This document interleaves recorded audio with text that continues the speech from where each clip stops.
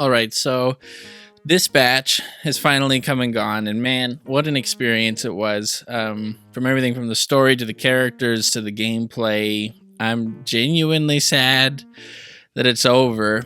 The devs have kind of teased a director's cut possibly and have hinted at a season 2. I really hope both of those things happen because I just want to be in this world more.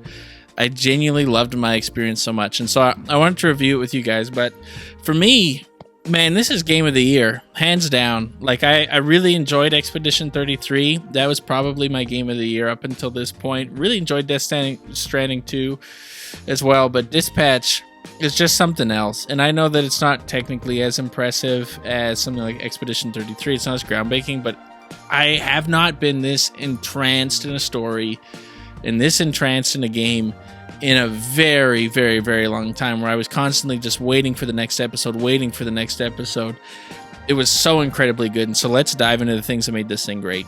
First off, it's the characters. Dude, the characters and the development of the characters and how they did all of that was just incredible. Robert is such a great leading man. Aaron did such a good job in playing and portraying him, that he was so good and so well written and so well done that I loved Mecha Man. I loved Robert. I loved his journey. I loved the world that they threw him into and the conundrum and just the personal arc that he went on from, for my Robert at least, he always embraced that he was a superhero regardless of his powers, and now that he doesn't have the suit, he has to kind of prove that. And how can he lead this team, and how can he believe in them and lead them on? It was incredible. And then all of the supporting cast, of course, probably the three big ones are Chase, Blonde Blazer, and Vizzy. All three of them are incredible. I've played different versions of this story to see what it was like, and all of them have a chance to shine, specifically Blonde Blazer and Vizzy, that if you choose to be romantically interested in one or the other or none of them, that they all have moments to shine. I think there are some stories that are worse than others because of decisions you can make with characters that probably aren't what the characters would have made themselves. Like, I think Robert was the kind of person, at least my Robert was, who like believed in people and believed in second chances, kind of the whole theme of the game. So for you to end up turning Vizzy into a villain, I think is a big L on your part. But they both had incredible moments that whether you had Robert end up with Vizzy or end up with Blonde Blazer, it felt right. For me personally, I think the Vizzy and Robert journey is way more interesting and compelling. I think that, to me, she feels like the canon love interest for him. The Blonde Blazer is great and loyal, but kind of boring.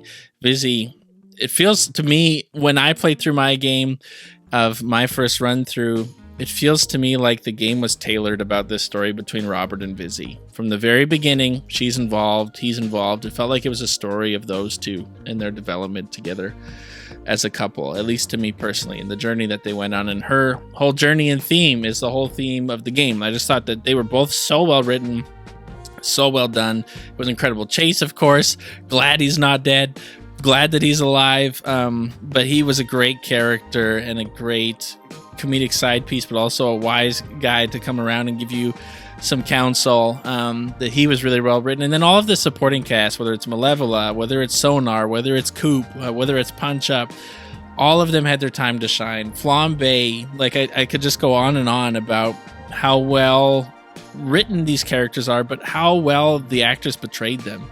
Like Moist Critical and Alana Pierce crushed it, and they're not your typical voice actors. Like, they've done voice acting, but it's different, and they were so good in their roles. Like, Sonar is perfectly cast, Malevola's perfectly cast. All of them were so good, and the banter between all of the characters, it was just incredible. And then Shroud too, and the buildup of Shroud, and of course I made several theory videos that were incorrect but that's what was cool, is you were so invested in these world and these characters. People were coming up with theories constantly. Some were right, some were wrong. It was really cool to see, and so it was just so well done, and every character had their time to shine. Every character was so well written. I can't express it enough. And then the story was incredible, and it was such a smart move to have this be episodic and have them be released every Wednesday. A pair of episodes would come out because it built that anticipation. If you just released this game full stop, you wouldn't have gotten the fan theories. You wouldn't have gotten the community that was being built around this game. That there is now an online community around Dispatch, and Dispatch as an IP, that there is a whole community that is bought into this thing, and I love that. I love when new fandoms appear. It's incredibly exciting. And that's one of the things, is this game has created those moments that I feel like gaming's been missing for quite a while, of like new fandoms and people who are pumped about an IP and making theories and making all these videos in a real sense of community. And they were able to do that like within a month. Absolutely incredible. And that's because the story was so compelling. To watch Robert's journey, to watch Vizzy's journey, to watch Blonde Blazer's journey, to watch Chase's journey, to watch all of these different characters' journey, and even the journey of the people you cut. And then coming into Shroud, and whether or not you're going to get your revenge or whether you're going to spare him, similar to what your dad would have done, according to Chase. It was all so compelling. And the themes of a bunch of misfits who don't fit in, who all actually bring something to the table, but society has passed on, is an incredibly great theme for our cultures at the moment, because it can feel like we live in a society of elites and most people are just kind of down on their luck. And so I just really resonated with the story and resonated with that journey that the characters went on. And I just thought it was great. It was well written. The world is so cool, where it's a mix of like Invincible, but more of like the Ultimate Spider-Man comic books kind of into one, where it's not as dark as Invincible gets. But it's got that vibe, and just the art and everything. Like it was genuinely incredible. It's such a simple artistic style, but it was so well done that it feels like a show. Like it feels so high quality. Just the animation and the fight scenes and the choreography, and man, the payoff. That's the thing. At the end of it, I was like, please let this ending be good.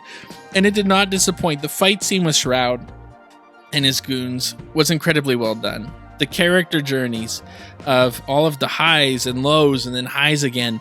For me, finding out that the theory about Vizzy actually being there at the beginning, being the person who planted the bomb, and when Toxic says, hey babe, get out of there, it was about Vizzy. That turns out to be true. It turns out that she was the mole, but that she was hired to go and be a part of this team, knowing that eventually Robert would join. Shroud assumed, but then her journey with Robert completely changed her, and that she wouldn't support him anymore, to the point that she felt so much guilt that she was trying to make amends with Robert for what happened. And then she decides to go and try to steal his pulse so that he can run his suit, betraying Shroud, Shroud catching her in the act, taking it from her, but then she keeps it for herself, hides it from you because she knows that Shroud's going to interrogate you. She doesn't want you to get involved, but at the right moment, you're going to need this thing. Then she shows up, saves you from being shot by him. It was incredible. The story was so well done and so well written. And that's just my story. All of these other people have their own experiences, and I think that's what makes a game like this so unique and so cool, that this is by far the best, in my opinion, decision-making story game since the Telltale's The Walking Dead. That I think this is the crown jewel of them all, and in fact, I would actually take Dispatch over that. That I think the world is so cool, and the characters are so compelling, and the way that it was done was so great. I can't express it enough, and I'm just dying for more. I really want a season 2. I really want that director's cut. I'm just craving for more, and I constantly was. Ever since the first 2 episodes, I couldn't wait for those next set, and it was incredible. Lastly, the gameplay. And there wasn't oodles of gameplay. Most of the gameplay is your decision-making and seeing how the story turns out for you. But I actually found that dispatching was so fun, and actually doing a couple runs through, it's still fun. It's got replayability, which is actually kind of incredible, because the dispatching could have felt like a drag. It could have felt like almost like the Mary Jane parts of the Spider-Man games, or even when you have to do the kind of puzzle solving in the Spider-Man games where it's like, this is something I have to get through to get back to the part of the game that I actually want to get to. It never felt like that. I think a large part of that is because of the character dynamics that you're able to build in that, but also the trying to continually, in the replayability, get a better and better score to try to actually fulfill all of the different requests that are coming through to you to dispatch and to save people, to level up your characters. It was genuinely really fun. I actually quite enjoyed it and was quite surprised at how much I enjoyed the gameplay. And then of course there's the decision making. Some decisions don't matter in the end, like it's more of like tailoring characters, but don't make huge events. But some of the decisions have huge weight and gravity in it, especially the love interest. Who you go with or don't go with has a huge impact on how you experience that story. Completely changes it. Whether you forgive Vizzy or you don't, or whether you do things to make her not trust you, completely changes the ending, where you can have her show up and kill Shroud and then become Shroud herself. You can have her take a bullet for you. That you can have all of these different experiences. Who you even cut from the team completely changes another aspect of the game. When they show up as a villain, you get a whole different fight scene with them, and then at the end you can decide whether you want to bring them on the team again and forgive them or not. Like, all of those things were so well done. And in playing it through, it's one of those games where some of the decisions you're like, oh, that wasn't as impactful as I thought when I made the decision on my playthrough, if you play through a different one. But lots of the options actually did have huge impacts. So just overall, I actually thought, not just was the story great, which you need for a game like this, you need a great story, and the story was phenomenal, but even the gameplay was fun. And I'm still finding myself coming back, where I'm on my third playthrough and I'm still loving it. I'm still having a good time. And so it's just incredible. So overall, this game for me is game of the year. This is the best game I have played since The Last of Us Part 2. If you know me, I'm a giant Last of Us fan. That is the biggest praise I can give anything. That this is now one of my favorite gaming franchises, period. That I love this story, I love this game, I love these characters, and I was not expecting that. I was expecting to enjoy my time with Dispatch. I wasn't expecting this. That, again, for me, this is game of the year, hands down. Nothing comes close. Like, as much as I loved Expedition 33, I think Dispatch is just on a different level when it comes to the storytelling and the love that was poured into that game and the polish that was on it. From really a small startup banded together group, much like Expedition 33 was, of these people who had their jobs ripped from them when Telltale fell apart and have spent the last couple of years trying to pick up the pieces and build this story. It's incredible what they've been able to do.